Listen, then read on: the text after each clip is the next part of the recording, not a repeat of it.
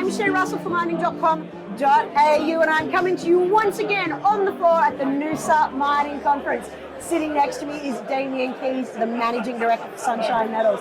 Damien, it's fabulous to see you in person. How are you? Great, Shae. Great to be back. Now, we have super cool rocks that we are going to talk about in the second half of today's conversation. First of all, we've got to talk about the big news out today, 23rd of July. Just checking, it's still the 23rd of July. It is.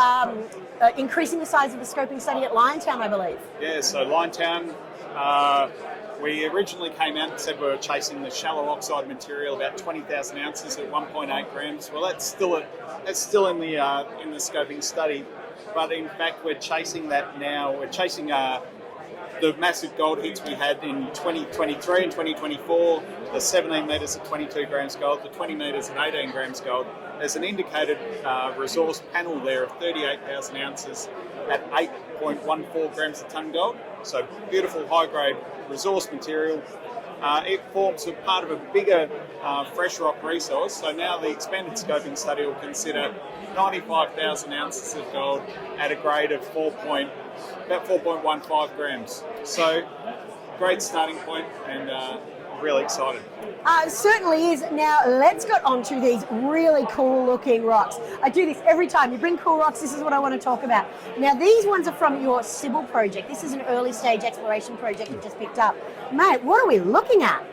Yeah, so these are classic epithermal textures. So a low sulfidation epithermal system, which these systems are typically really high grade and fantastic from a resource perspective. So the nearest analogue is Pingo, and the rocks look exactly the same as the Pingo sequence. We've got same age, same sequence, and yeah, the mineralisation is exactly the same.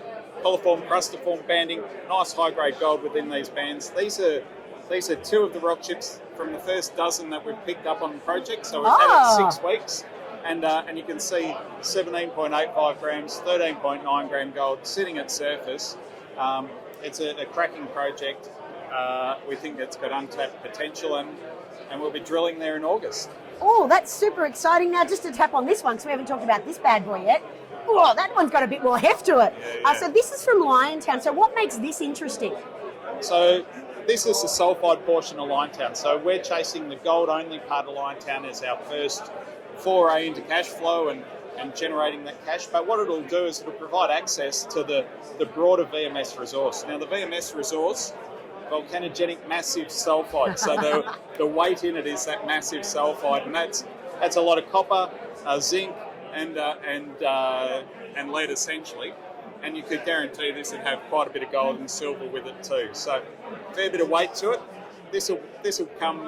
Access to this will come after we've optimised the 95,000 ounces of gold in the gold study. Well, that takes me to my final question. And obviously, you've got the Sybil project that you've just picked up. You said there's more exploration happening in August. You've got Liontown scoping study that you're expanding. So what sort of news flow? Because obviously, you're going to be busy. Lots. Yeah, there's lots happening. So yeah, we move into study phase at Liontown. It's typically a necessary phase, but time between news flows is a bit more expanded. Bigger impact news, but a bit more time between. But we will supplement it with some of the exciting work out of Sybil. So we expect the field team are still busy on the ground at Sybil while all the study work goes on in the background at Liontown. Never a dull moment at Sunshine. It certainly is. Listen, Damien, thank you so much for being here. Thanks for letting me play with the rocks and for the free geology lesson. And I look forward to future updates. Thanks, Shae.